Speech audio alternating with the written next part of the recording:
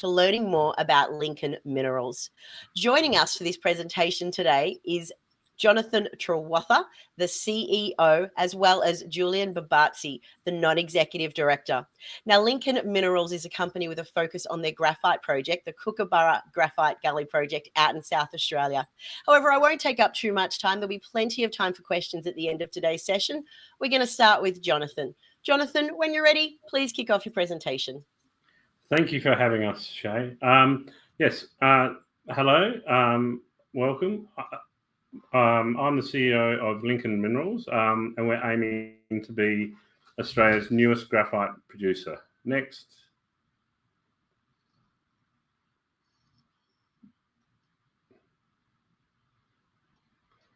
And the typical notice and disclaimers. And next.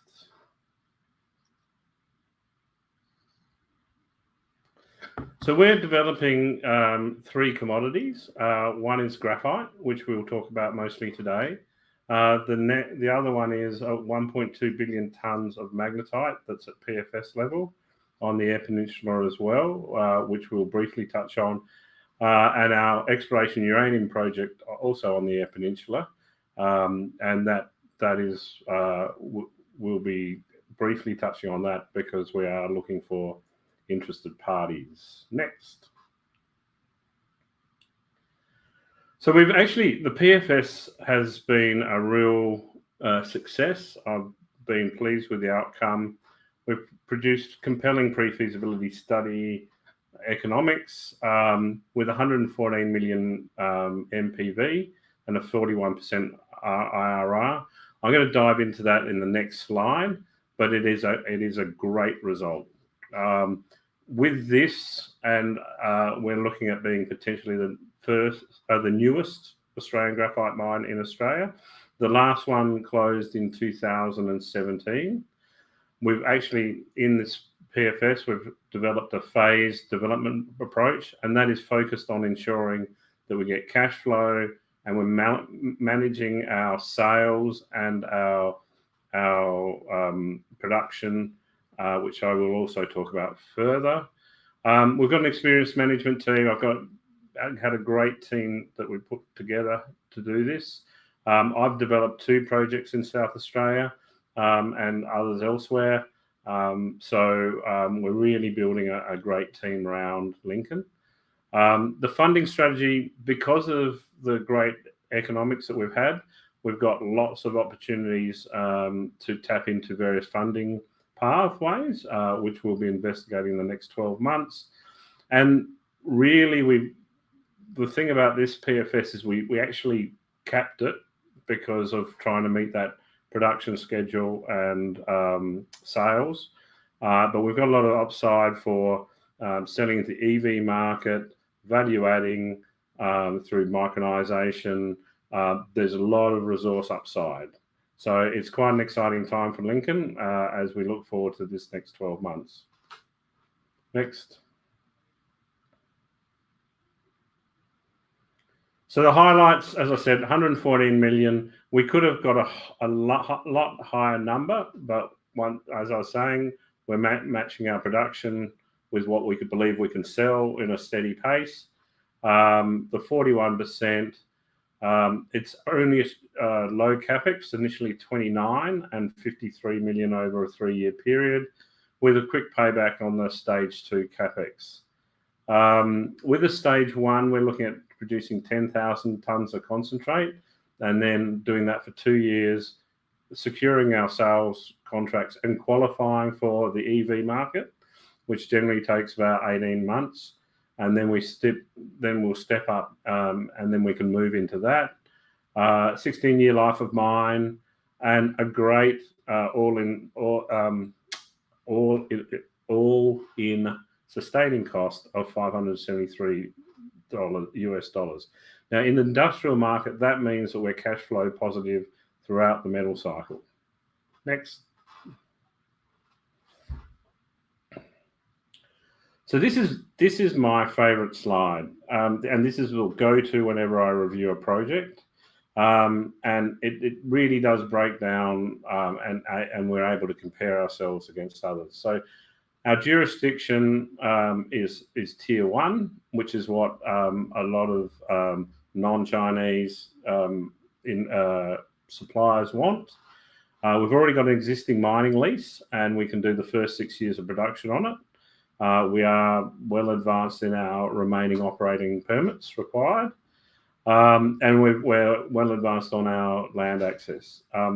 As I said, 41% IRR. Now, the MPV to CapEx, that is an important one.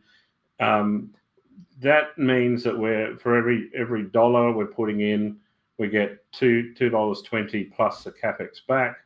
A good project is over 1.2. A great project is over 1.5, and we're 2.2. And getting back to the IRR, a good project is about 20%. A great project is over 25% IRR. So we well and truly did that. As I said, MPV is 114 million. We used a low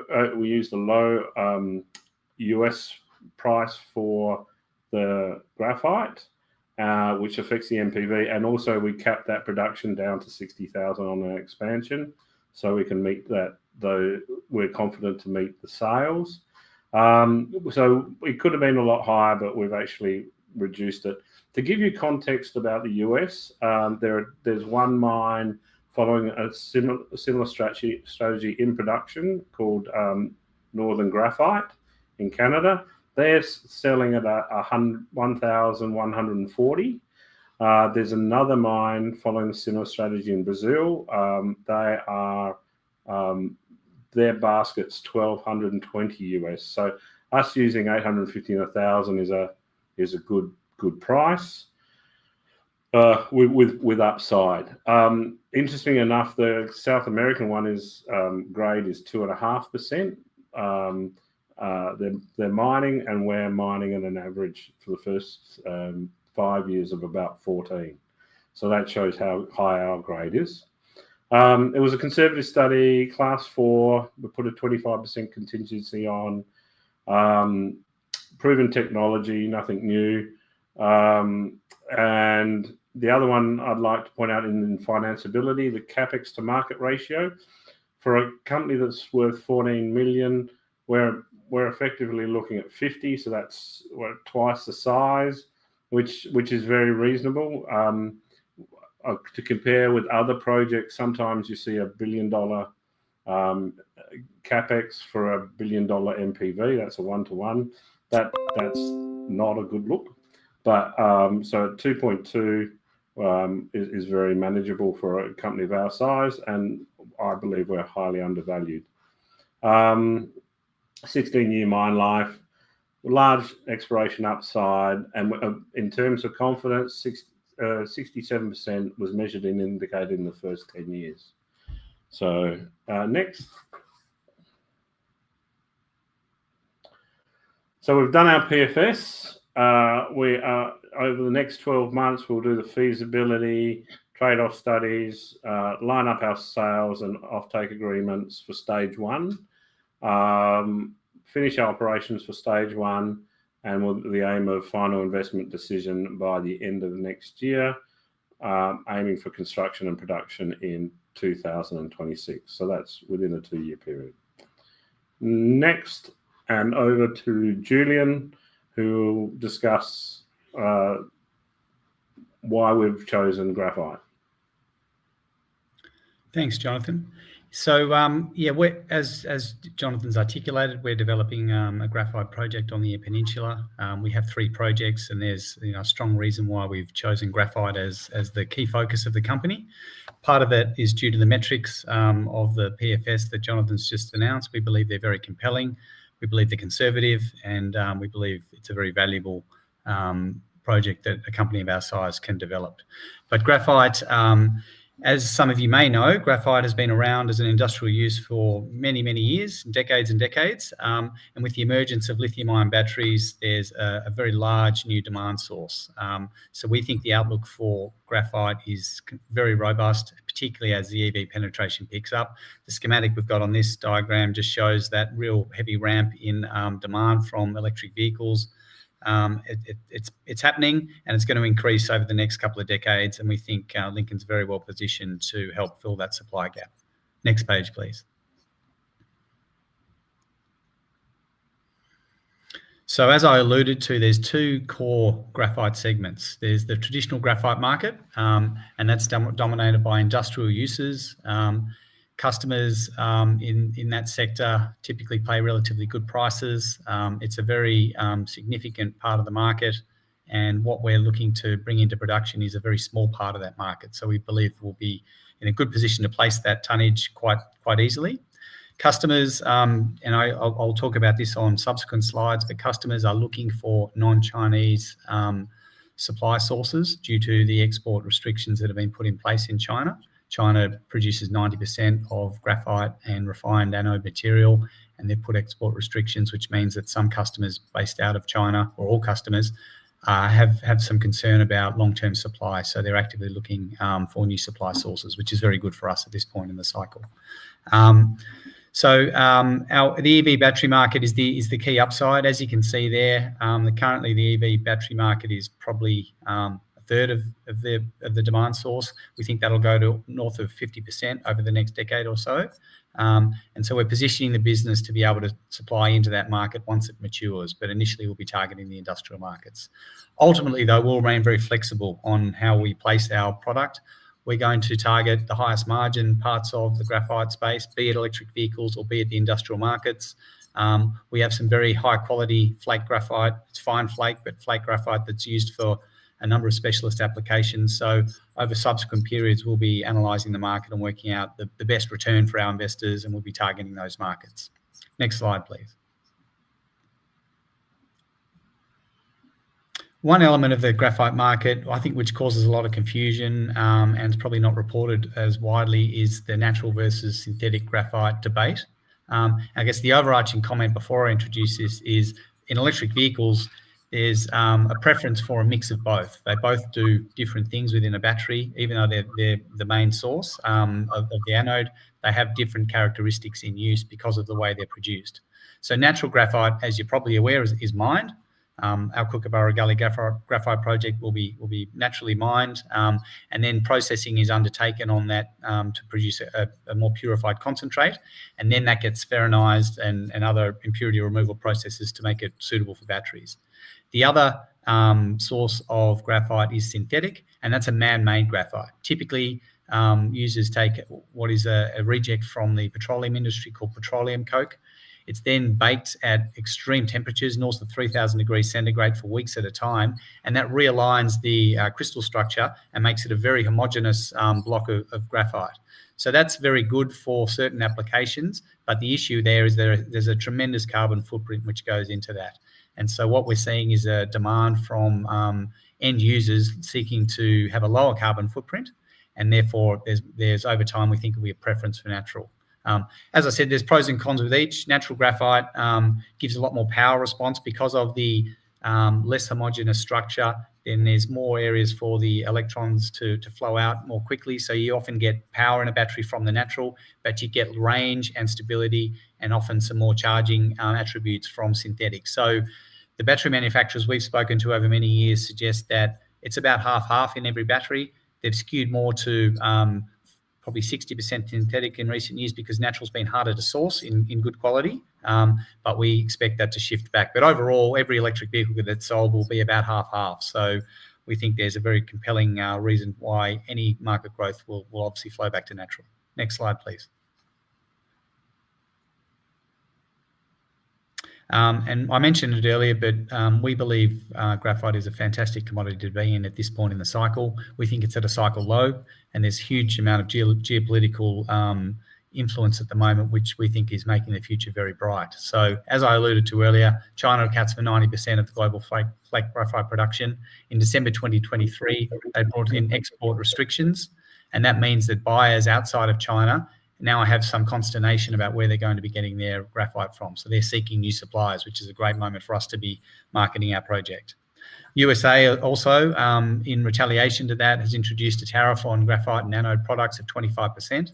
And that's graphite and anode material that comes in post-2026. That's around the time when we're planning to be in production, which is a good time for us.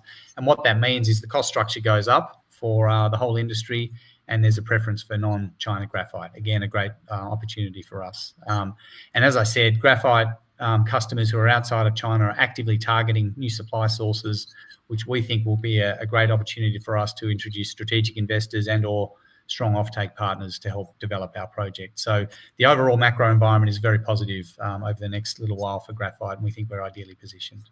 Next slide, please. So I mentioned we're at a cycle low. Prices have been somewhat depressed in recent times because of the slower economic environments globally. But what we're seeing now is a small uptick in prices, so that the start, we think, of the next upcycle. Interestingly, with the export restrictions in China, there's become two clear prices. There's a China price, which is much lower, and there's an ex-China price, which is starting to rise and is now about $200 a tonne more than the internal China price. So again, this dynamic of buyers outside of China looking to pay a premium to secure supply is happening. We're seeing that in the pricing indices that some of the major forecasters are using.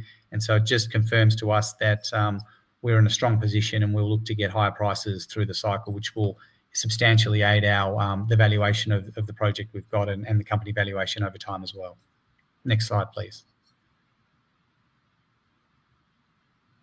And lastly, the summary of that graphite market section is that we're bringing in a staged supply entry. The reason we're doing that is because for the EV markets, which is going to be the largest supply, or the largest demand source in probably 5 or 10 years' time, there's quite lengthy qualification periods. So we're going to use the first 2 years of production, when we're only producing about 10,000 tonnes of graphite concentrate, to seed that market, to go through the qualification period, and then give ourselves the option from year 3 onwards to sell into the EV market.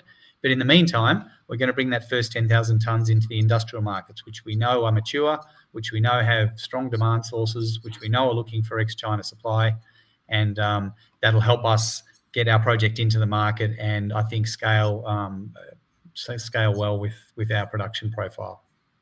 And with that, I'll pass back to Jonathan for the next slide.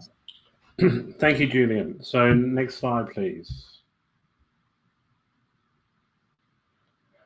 So our competitive advantages and why we can start off with a staged approach is that we've got this high-grade core at surface, and that is the first 2 years is going to be 16%, which is almost double a lot of projects. So we're really blessed with this high-grade core.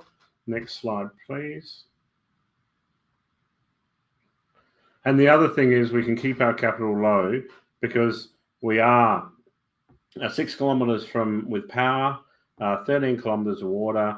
We're 40 k's from a regional centre with hospitals, in airport, everything. So we don't actually have to build camps. So we're in a great position, which has meant that we can have a low capital and we can do a low production startup. Next slide, please. And just to touch the difference between 2017 and 2000 and feasibility study and this feasibility study is we've made the Kookaburra pit bigger, and we've got 2 new pits to the north. Now the diagram you see on the top part of it is around the Kookaburra Gully mining lease, and that, as I said, gets 6 years of production. The other 2 are quite small in impact, and our plan is to backfill with the waste into the Kookaburra pit and the Copio, and we're looking at co-disposal for some remaining tails in the southwest extension. So very low footprint for that. Next slide, please. And so in terms of our approval time, as I said, in 2017, they actually had put in the last remaining approvals that were needed. The project got stalled because of the metal price. We've just taken that and we're actually refreshing it now. We in the next 12 months, we'll progress that to get the stage 1 pepper approved. Once we're up and running, we'll then be looking at the extension of the mining lease over the next couple of years. Next slide, please. So as we said, we are cash flow positive throughout the metal cycle, which is a great position to be in, and that's all sustaining cost. And could you please move to the next slide? And this graph is a great example of we feel we've been conservative over the numbers. We're at the bottom of the metal cycle. As you see, 150 to 1,000. Now you look at the Brazilian operation that's operating at 1,200. If we use those numbers, we'd be 235 MPV, and if we use the Canadian numbers at 1,400, we'd be triple the current size. And as I said, we're at the bottom, and we believe we will actually create a lot more value over the coming years. Next slide. And this is just the graph. First 2 years, we make a small loss both years. Whenever you start a business, you are always going to, rarely do you go straight into positive cash flow. And that's the 10,000, and then we ramp up and pay back quickly. And that's on that $850 to $1,000 price, which we feel is conservative. Next slide, please. So robust economics, high-grade resources, standard processing, tier 1 location. We've got a great team already, and we're building that further. And because of the work that we've done in the last 12 months, we've turned the ship around, and the quality of people that are coming to us and wanting to be involved is a testimony to what we're doing at Lincoln.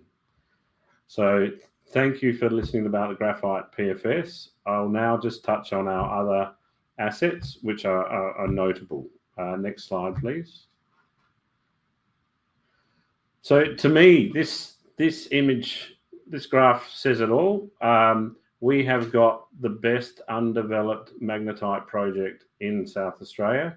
Now, South Australia has 44% or 45% of Australia's magnetite. If you look at the ball in the centre, the Middleback Ranges, that is the current smelter, Whyalla, CIMEC, own that. They've got the best, and they're developing their magnetite at 32%. But we've got the best undeveloped, and the best, and we're listed on the ASX while CIMEC's private. So great exposure, and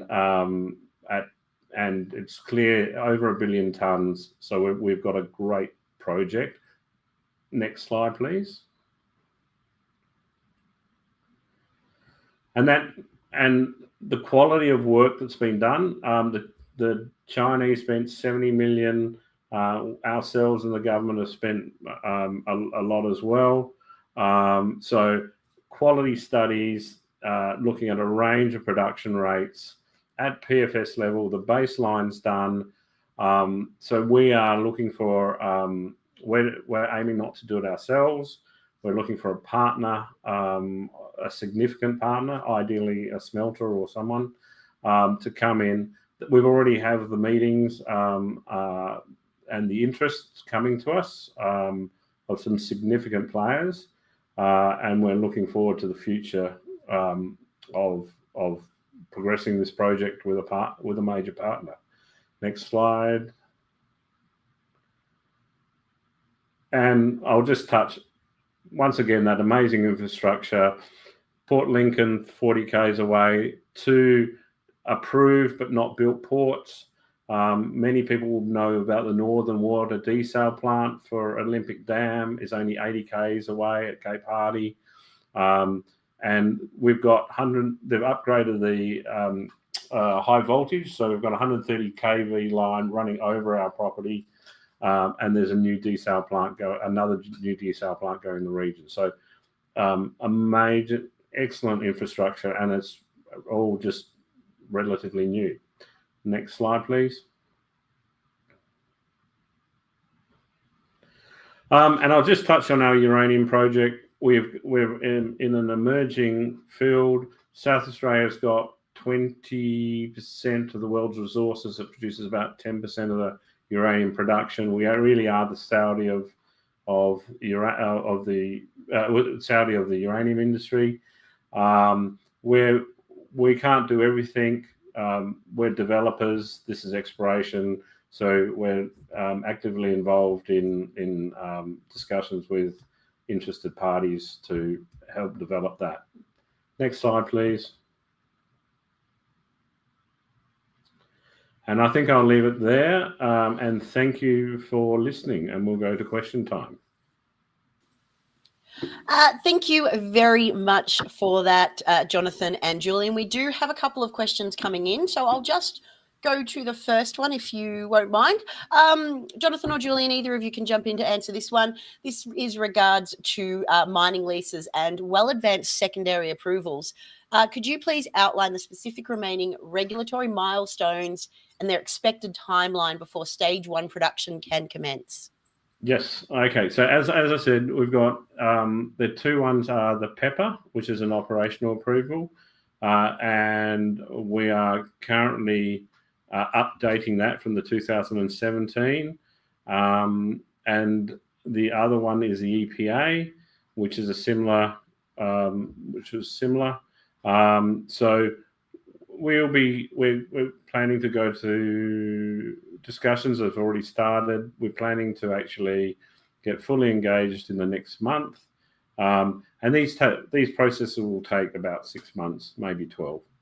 I mean, there might be some issues that I can't foresee, but 6 to 12 months is what we're looking at, in line with the finance approval.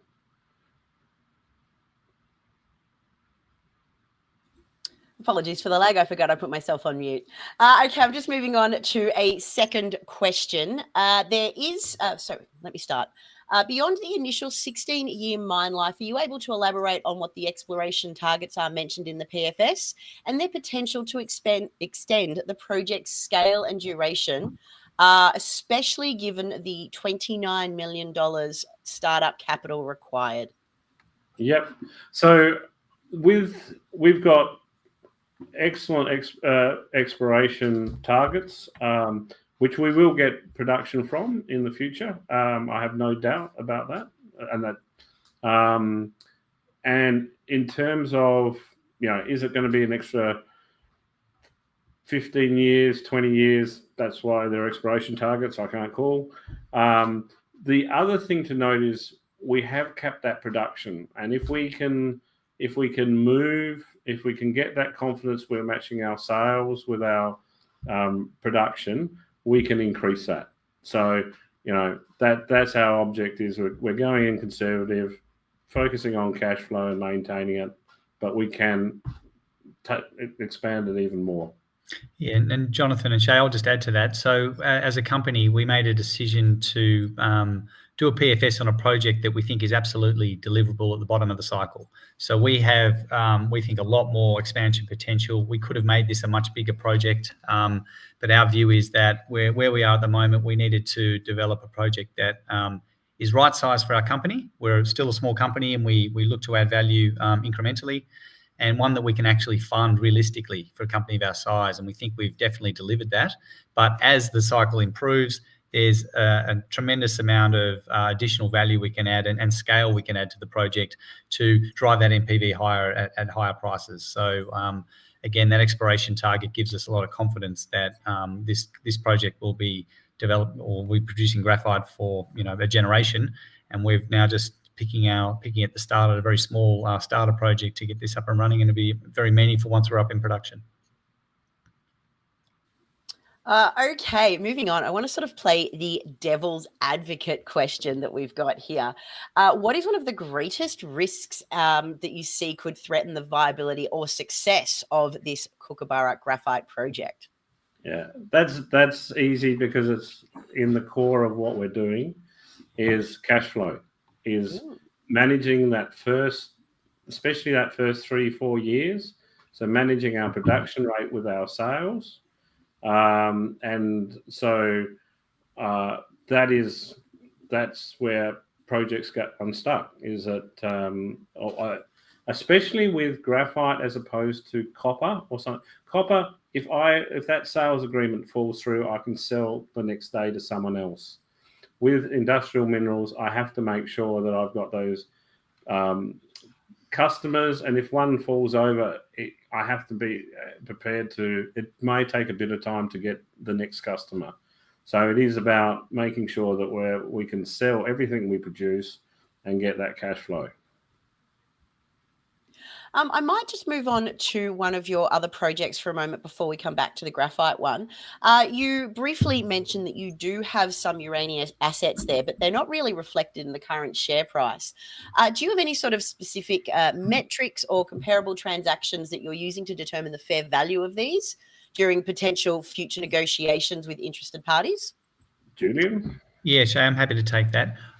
Well, it's worth remembering that these are relatively earlier stage exploration assets, although we've been on the Eyre Peninsula as a company for almost 2 decades, and we've built up a database, and these have previously been drilled for uranium. So we know there's uranium occurrences across all our tenements. We announced some results from Eridani about a month or so back, and we're waiting on assays to come out on that, but there were some very high grade hits there. So at the moment, the valuation of this is hard to have any precision on. But as you said, Shay, we believe that there's nothing in our share price for this at the moment. So other metrics you can look to is other explorers in the region, and there's a number of them, and they have much more substantial market capitalizations even than ours, and we've got multiple projects and arguably nothing in there for uranium. But what we've done is announce a partnering process. So we're going to go through a period of market discovery. We're asking people to come to us and tell us what they think they're worth, and we can make an assessment both relative to other proposals and also in an absolute form what we're comfortable with. And we're in the earlier phases of that. We've already had some initial approaches and we've formalised that into this partnering process. And so I think we'll have more to say on that in the coming quarters. I just want to let everybody listening know, please submit your questions here. We are taking questions live on air as we're recording. But before we get to some of those questions, I've got one more for you that I think is super important. And this is Lincoln Minerals has done an astounding job of communicating to the market the change in direction and the focus on what the company's priorities are. But I've just sort of noticed that it doesn't seem to really be attracting new shareholders to the business, and it's holding back the market cap growth of the company.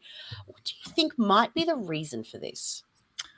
I'm happy to address that one if you like, Shay. I think there's 2 things I think which are the main influences on that, and I agree. I think we feel like we've done a tremendous job of turning this company around. A couple of years ago, the company was suspended. It had no capital. It really had very limited understanding of what the asset bases were. Fast forward now 2 years, we've raised sufficient capital to articulate now a compelling PFS on the graphite, a really compelling resource base at our green iron project, and some very exciting uranium assets. So again, that sounds good, and why hasn't that been reflected in the share price? 2 reasons. One is the graphite price is at the bottom of the cycle, and we think it will improve, but it hasn't helped that stayed a bit lower for a bit longer than what most people think. Our understanding of ASX investors is most people like to be involved in companies where commodity prices are rising. We think that's about to happen, and so we think a re-rating is not too far away when the graphite price does start to increase. And the second part is, frankly, it's been a challenging market for all small resource companies, and we've been the same. I think if people on the webinar have other positions, they'd be aware that it has not been an easy market to raise capital. It's not been an easy market to attract new investors. So I think we've had a confluence of factors of probably a slightly disappointing commodity price and a very challenging market. And both of those we definitely think are on the cusp of changing, because A, we think the graphite price will go up, and B, with China stimulus and other rate cutting episodes which seem to be happening around the world now. We're in a rate cutting cycle, which is generally good for commodities. We think there'll be more investor dollars flowing back into the space. So we're very optimistic about the forward-looking price, and all we can do is add value at the asset level, and ultimately the market will have to re-rate it when it deems that's appropriate. All right, I might just take everybody back to your Kookaburra Graphite Project for just a second. I do have one question come in from an audience member. Julian, I know during the presentation you touched on natural graphite and synthetic graphite, but this person would like to know what is not just the difference between natural graphite and synthetic graphite, but is synthetic graphite a threat to Lincoln Minerals project?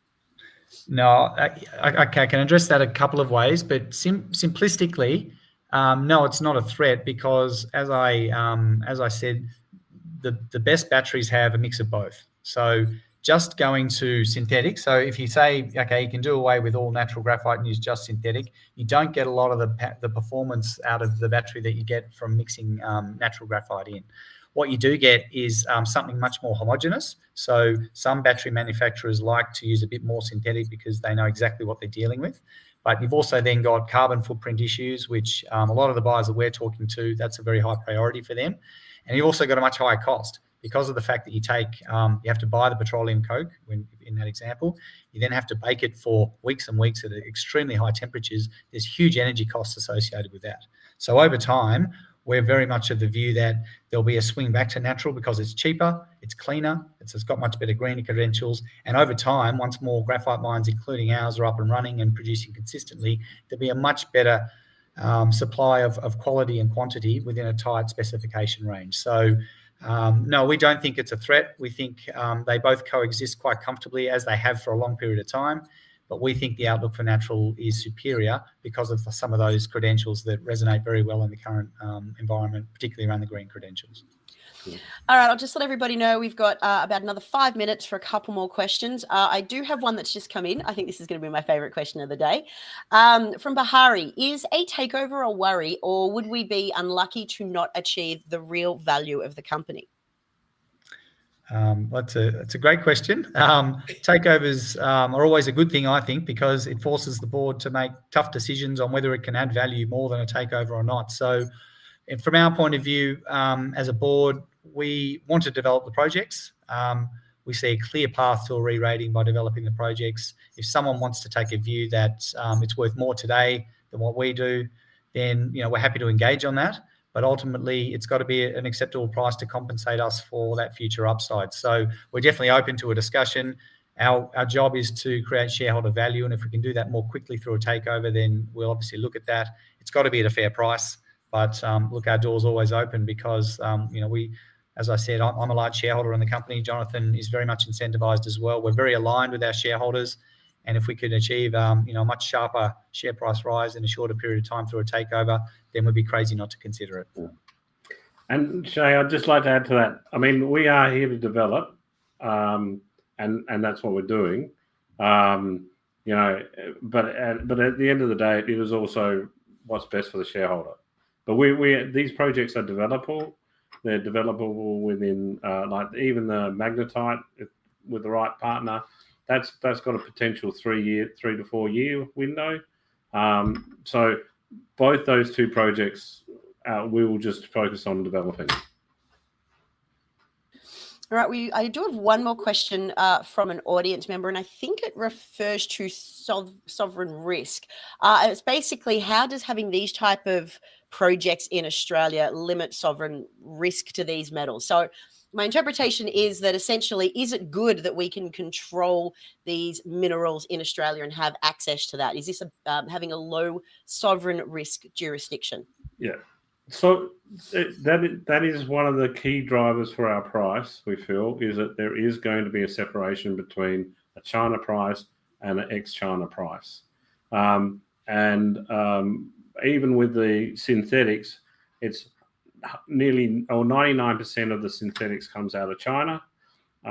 So having a safe sovereign risk jurisdiction, including support from governments such as the French, the Americans, and the Germans, and the EU, who are prepared to invest into helping these projects go ahead. So being in Australia with those agreements in place, and with the Koreans and the UAE, is an excellent place to be. I have one more cheeky one. They're coming in. No name. I've been excited about graphite for years. When will the market agree with me? I think Julian's been the most excited since Syrah, so you're the best person to answer. Yeah, look, I think I've personally been surprised by the sluggishness in the price. I believe that we've been through a global slowdown in recent times, and that's meant that industrial demand for graphite has been probably slightly weaker than what people thought, and also the EV penetration has been slightly slower. That's undeniably happening, and so we think that demand has just pushed out a little bit. The only thing we can point to is the pricing indicators. The ex-China price has actually started going up, and that's a very positive turn. Some of the key commodity forecasters like Benchmark Minerals have an index that shows that graphite prices as a basket have started rising over the past probably 6 months. So we believe the turn has happened. But like most investors, people like to see a trend happening before they get behind it, and we think that trend is very close to forming. So we think it's close. We don't have a crystal ball. We can't say that with certainty, but the feedback we're getting from potential buyers of our graphite is that they are concerned where they're going to get their supply sources from in the coming years, and that's typically a leading indicator of demand that will pull the price higher. So we think it's upon us, and we hope it's soon as well, because like everyone, we've been very patiently waiting for that turn. Okay, we're going to need to draw today's webinar to a close. I can't see any more questions coming through. But before we do close out, if people do have questions that they want to ask you about after watching this webinar, what is the best way that they can get in touch with you to continue to probe Lincoln Minerals about the future growth? So on our website, thank you, Shay. On our website, we've got links, and you just click the investor link and it'll come to me. And I'd look forward to answering any questions. We have got an amazingly exciting projects, or 2 projects. Both are well advanced for development. And yeah, thank you for people for listening to us and following our journey.